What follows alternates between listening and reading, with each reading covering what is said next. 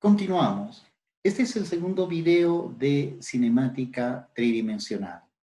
En este video estudiaremos qué es el movimiento y también hablaremos sobre el vector posición, el vector desplazamiento y la distancia recorrida. Empecemos.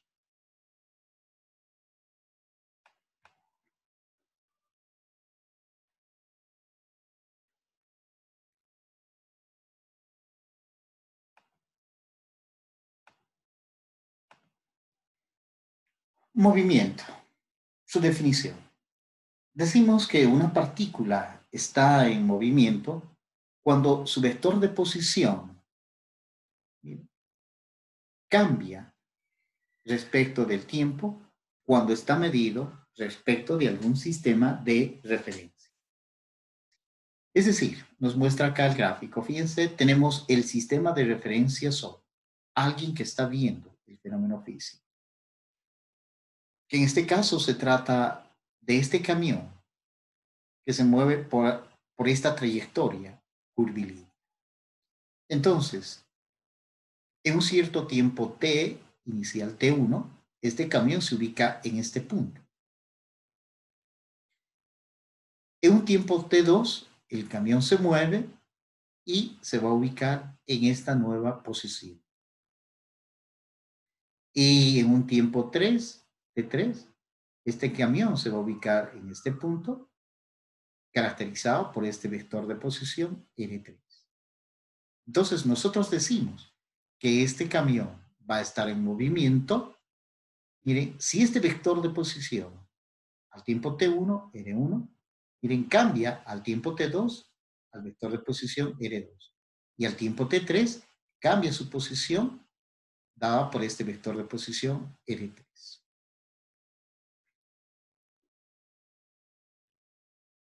Podemos mencionar que el movimiento es uno de los fenómenos que se presenta muy a menudo, que es lo que podemos encontrar que todo alrededor nuestro está en movimiento. Y podemos mencionar que el movimiento básicamente está generado por la influencia de los cuerpos que están a su alrededor, ¿no? Es decir, el movimiento de un cuerpo se debe por la interacción que experimenta ese cuerpo con otros cuerpos que están a su alrededor. Ejemplos de movimiento podemos mencionar, por ejemplo, el movimiento del viento, el movimiento de un pajarito que se mueve, ¿no? O los animales que corren, un perrito que va corriendo, o estructuras más grandes como los planetas que se mueven alrededor del Sol, ¿no? O el sistema solar como un todo que se mueve alrededor de la galaxia, o los electrones que se mueven alrededor del núcleo, o los electrones que se mueven, por ejemplo, en los circuitos eléctricos. Entonces, si nosotros observamos todo a nuestro alrededor, básicamente está en movimiento. Entonces, el movimiento es un fenómeno que encontramos en la naturaleza con mucha frecuencia, muy a menudo. Podemos decir que el concepto de movimiento, miren, es un concepto relativo. Es decir, el movimiento va a depender del observador, del sistema de referencia. Por ejemplo, podemos imaginarnos un conductor y su acompañante en su automóvil. Entonces, si el acompañante es el observador, nosotros podemos decir que el conductor está en reposo. Que respecto de su acompañante, el conductor no se mueve. Pero una persona que está parada afuera, sobre la carretera, podemos decir, ese observador que está en el borde de una carretera va a concluir que el conductor está en movimiento, pero su acompañante concluye que está en reposo. A eso se refiere con el hecho de que el movimiento es un concepto relativo, es decir, va a depender del sistema de referencia. Otro ejemplo, podemos mencionar que si tenemos nosotros una pelota y que lanzamos verticalmente, pero este experimento lo realizamos dentro de un bus, dentro de un micro. Para nosotros que estamos dentro del micro y lanzamos la pelota, vamos a concluir que esa pelota realiza un movimiento vertical, un movimiento rectilíneo, un movimiento de subida y de bajada.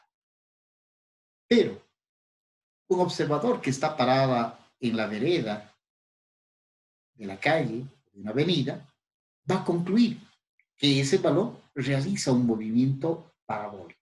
Va a realizar un movimiento, miren, parabólico.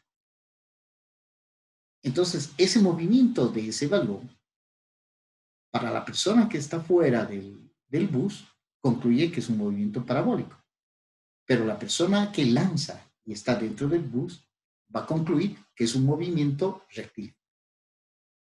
Entonces, el movimiento es un concepto relativo. Va a depender del sistema de referencia. Entonces, esto nos tiene que encender las luces y decir, si queremos nosotros estudiar el movimiento de una partícula, lo primero que tiene que estar claro, lo primero que tiene que haberse definido es el sistema de referencia. Respecto de qué sistema de referencia nosotros estamos analizando el movimiento de la partícula. Es determinante considerar el sistema de referencias. Bien. Ahora hablaremos sobre la cinemática. Miren, la dinámica tiene tres ópticas para estudiar el movimiento de la partícula, como ya dijimos en el video anterior. La cinemática, la dinámica y los teoremas de conservación de la energía. ¿Qué llega a ser la cinemática? Va a ser una parte de la mecánica, una partecita de la mecánica que estudia el movimiento de la partícula sin considerar la causa que genera el movimiento. Es decir, la cinemática lo único que hace es describir el movimiento. Esto significa que la cinemática nos va a dar la trayectoria por donde se está moviendo la partícula. Es decir, la cinemática nos va a decir, la partícula se mueve en una línea recta, o la partícula se mueve en una trayectoria parabólica, o la partícula se mueve en una trayectoria circular, ¿no? Y además, la cinemática nos va a decir cuál es la posición, la velocidad y la aceleración a cada tiempo t. Básicamente, la cinemática se ocupa de eso, de describir el movimiento. Y describir el movimiento significa que nosotros tenemos que tener la capacidad de indicar cuál es la trayectoria que sigue la partícula y qué posición tiene la partícula a cada tiempo, qué velocidad tiene la partícula a ese tiempo y qué aceleración tiene la partícula a un tiempo dado. Un ejemplo concreto. Vamos a decir, esta partícula, la azul, describe esta trayectoria circular. Y que a este tiempo, por ejemplo, 2 segundos, esta partícula tiene este vector de posición, R. Y tiene este vector velocidad. Y también este vector aceleración. Entonces, la cinemática solo va a describir el movimiento. Nos va a dar la trayectoria, la posición, la velocidad y la aceleración de la partícula. A la cinemática no le interesa la causa que genera el movimiento. Solo describe el movimiento. ¿Y de qué trata la cinemática tridimensional? Básicamente va a ser una descripción del movimiento de la partícula en una trayectoria curvilínea definida en el espacio. Y en la cinemática tridimensional, nosotros vamos a definir los parámetros cinemáticos que van a describir ese movimiento.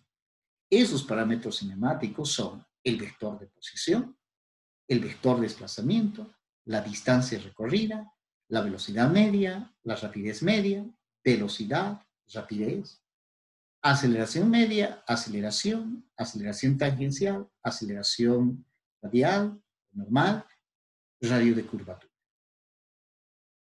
Es importante distinguir que acá, mire, no es lo mismo el desplazamiento que la distancia recorrida. Son parámetros diferentes. No es lo mismo la velocidad media, la rapidez media, ni la velocidad ni la rapidez. Son parámetros diferentes. En este tema, nosotros tenemos que aprender a distinguir y caracterizar cada uno de estos parámetros.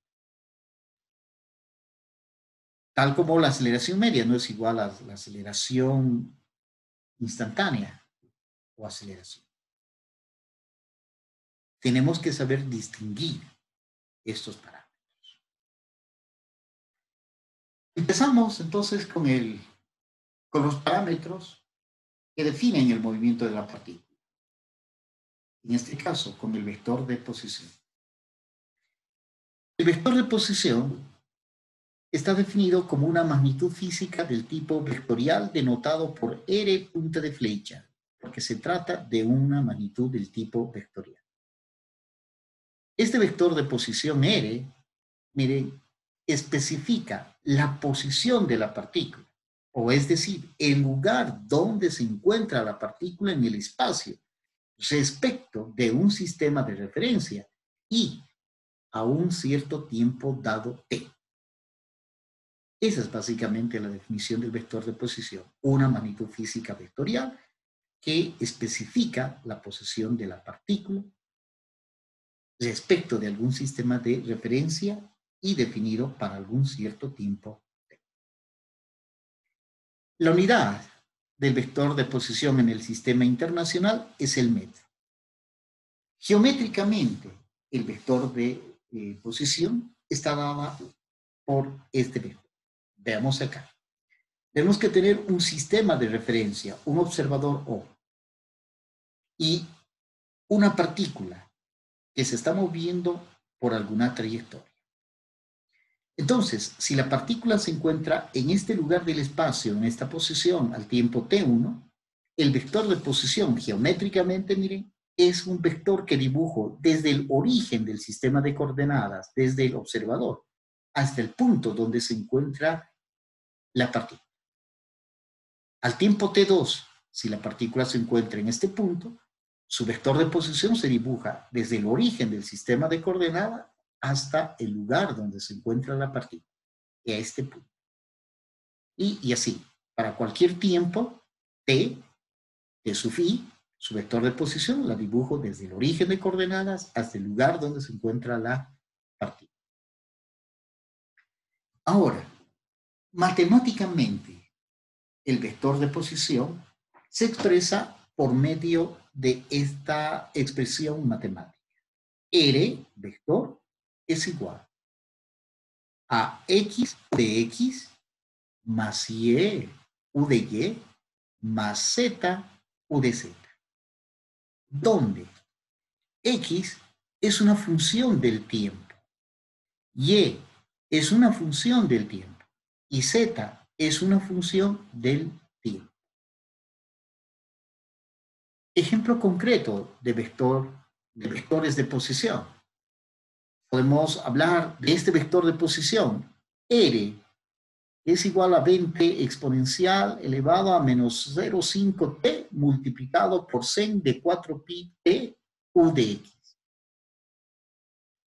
Este vector de posición, por ejemplo, representa un movimiento rectilíneo oscilante amortiguado. Es decir, este vector de posición está representando un movimiento en el cual la partícula realiza un movimiento oscilatorio, pero de tal manera que su amplitud va disminuyendo hasta que al final, plum, se detiene. Entonces, ese tipo de movimiento está caracterizado por este vector de posición, cuya función x de t estaría dada por toda esta expresión. Otro ejemplo, de vector de posición, podemos mencionar el R igual a 20 más 10t u de x más 20 más 20t menos 5t al cuadrado u de y. Este es un movimiento bidimensional, un movimiento que se realiza en el plano x y y. Este vector de posición, por ejemplo, representa un movimiento parabólico. Cuando la partícula realiza un movimiento parabólico, su vector de posición va a tener esta forma, donde la función x de t es una función lineal, es una función de una línea recta, y la componente y es una función del tipo parabólica. O sea, tenemos el tiempo elevado al cuadrado, ¿no? O finalmente, de manera genérica, podemos tener este vector de posición. R igual a 10 coseno 2t u de x más 10 seno 2t u de y más 5t u de z. Por ejemplo, este vector de posición que tiene una componente en x dada por esta expresión, una componente y dada por esta expresión de 10 sen 2t y una componente z que es igual a 5t u de z. Por ejemplo, esto representa un movimiento helicoidal, es decir, un movimiento en la cual es un movimiento helicoidal, es decir, una trayectoria muy parecida a la de un resorte. Es como si la partícula se estuviera moviendo en la trayectoria que define un resorte, ¿no? Bien. Hablamos ahora sobre el segundo parámetro que se llama el vector desplazamiento. Este vector desplazamiento, denotado por esta expresión, delta de R vector, mire, se define como la magnitud vectorial que mide el cambio de posición de la partícula en cualquier intervalo de tiempo t. En cualquier intervalo de tiempo. No nos interesa si el intervalo de tiempo es pequeño o grande. El vector desplazamiento se aplica para cualquier intervalo de tiempo. Geométricamente, miren, dado un sistema de referencia, una trayectoria por donde se mueva la partícula, si al tiempo t1 inicial la partícula se encuentra en esta posición especificada por este vector de posición R1 y al tiempo final t2 la partícula se encuentra en este punto especificado por este vector de posición R2. El vector de desplazamiento es el vector que nosotros dibujamos desde la posición inicial, desde este punto, hasta la posición final. Este vector nos está marcando el vector de desplazamiento delta de R. Matemáticamente, este vector de desplazamiento delta de R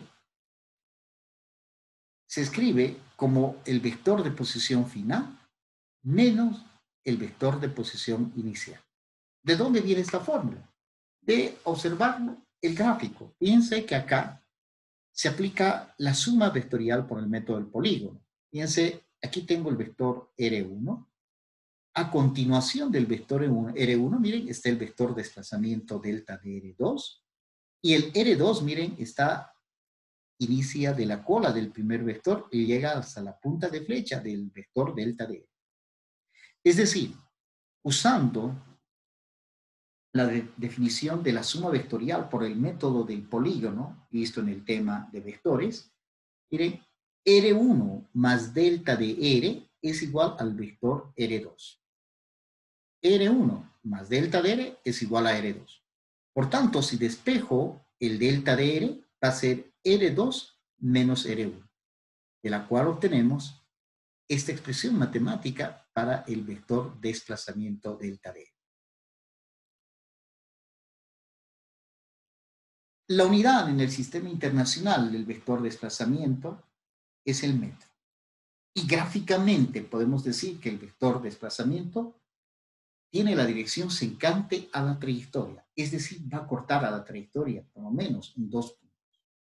Y se dibuja desde la posición inicial de la partícula, miren, a la posición final de la partícula, ¿no? Entonces, este llegaría a ser el vector de desplazamiento de forma gráfica. Bien, es importante notar que este vector de desplazamiento, miren, no es igual a la longitud de la trayectoria que describe la partícula, porque miren, en este caso la partícula se mueve por este camino. Esta longitud de la trayectoria no es igual a la magnitud de este vector de desplazamiento. Eso es importante notar, ¿no? Bien, ¿cómo se calcula el vector de desplazamiento? Bien, supongamos que al tiempo t1, el vector de posición 1 está dado por esta expresión, x1 u x más y1 u de y más z1 u de z. Y el tiempo final t2, el vector de posición r2, está dado por x2 u de x más y2 u de y más z2 u de z. Aplicando la definición, delta de R igual a R2 menos R1, es restar este vector en el tiempo t2 menos este vector al tiempo t1. Si recordamos la diferencia de dos vectores, la diferencia se realiza componente a componente. Es decir, el vector de desplazamiento va a ser igual x2 menos x1 en la dirección u de x más y2 menos y1 en la dirección u de y más z2 menos z1 en la dirección z. Es decir, este vector de desplazamiento yo lo puedo escribir de esta manera, donde el delta de x es x2 menos x1, o es el desplazamiento en la dirección x. Delta de y, que llegaría a ser el desplazamiento en la dirección y, que es igual a y2 menos y1. Y delta de z, que es el desplazamiento en la dirección z, definido como z2 menos z1. Por tanto, el desplazamiento de una partícula es el desplazamiento en x más el desplazamiento en y más el desplazamiento en la dirección z. Bien, entonces ahora hablamos de la distancia recorrida. La distancia recorrida tenemos que entender que es una magnitud del tipo escalar, denotada por el delta de S. No es un vector. La distancia recorrida no es un vector, es un escalar. Es decir, la distancia recorrida es diferente al vector de desplazamiento. El vector de desplazamiento es vector, la distancia es escalar. Esta distancia recorrida, delta de X, delta de S, se define como la longitud de la trayectoria que describe la partícula en cualquier intervalo de tiempo. Geométricamente, es importante entender que la distancia recorrida, miren, está dada por esta distancia, por esta longitud de la trayectoria. Entonces, nuevamente acá tenemos un observador, un sistema de referencia, un tiempo inicial donde se encuentra la partícula en este punto y un tiempo final, T2, donde la partícula se encuentra en este punto y caracterizado por este vector de posición. Y aquí tenemos este vector de desplazamiento. Pero la distancia recorrida en el intervalo de tiempo T1 a T2 geométricamente es esta longitud que describe la partícula en su movimiento translacional. Esta distancia, esta longitud de la trayectoria. Ahora, matemáticamente, esta distancia recorrida, miren, está dada por esta fórmula compleja, complicada. A simple vista nos parece toda una complicación, pero no hay otra. Esa es la fórmula de la distancia recorrida, es decir, la distancia recorrida delta de S es igual a la integral de T1 a T2, desde el tiempo inicial 1 hasta el tiempo final T2, de la raíz cuadrada de la derivada de la posición respecto del tiempo elevado al cuadrado más la derivada de y respecto del tiempo al cuadrado más la derivada de z respecto de t al cuadrado. Donde x, y z, no se olviden, son las componentes del vector de posición R. O sea, R, no se olviden que es x de x más y de y más z de z. Entonces, la fórmula de la distancia recorrida considera la derivada de la componente x respecto del tiempo t elevado al cuadrado más la componente y del vector de posición respecto del tiempo elevado al cuadrado más la componente z del vector de posición respecto del tiempo al cuadrado. ¿No? Bien, y la distancia recorrida en el sistema internacional se mide también en metros. Una nota. La distancia recorrida, miren, por definición, siempre va a ser positiva. No podemos hablar de una distancia recorrida negativa. Es positiva. Por lo general, en el movimiento curvilíneo, no es igual a la magnitud del desplazamiento. Esto es lo que nos muestra este gráfico. Miren, este es el vector desplazamiento. Su magnitud sería esta longitud que va de aquí hasta aquí. Y esta longitud, o sea, la magnitud del vector desplazamiento, de lejos, es diferente a esta distancia que nos está marcando la distancia recorrida. Bien, ahora, ¿de dónde viene esta fórmula? Tenemos que hacer la demostración de esta fórmula. Entonces, para esto, miren, tenemos que entender esta característica.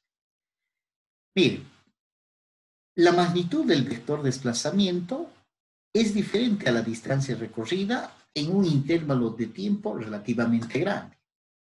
Eso es lo que nos muestra este gráfico. Fíjense, si este intervalo de tiempo es grande, vemos que acá este vector, el desplazamiento, miren su magnitud de este vector desplazamiento, esta longitud, es diferente a esta distancia recorrida. A simple vista vemos que esto se cumple. Pero aquí está lo interesante. Aquí está el poder del cálculo diferencial integral, el poder de las derivadas, el poder de las integrales. Miren, si nosotros ahora consideramos un intervalo de tiempo muy pequeño, extremadamente pequeño, ¿qué significa extremadamente pequeño? Que ese diferencial de t es, en concreto, un 0.0000 algo de segundo, muy pequeño, ¿no?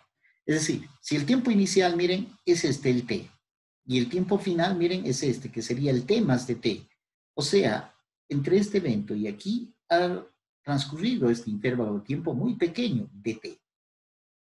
Acá, miren, podemos nosotros ya observar que la magnitud de este desplazamiento, miren, es igual a esta distancia recorrida. Incluso esta es una exageración, porque el diferencial es un 0.0000 algo.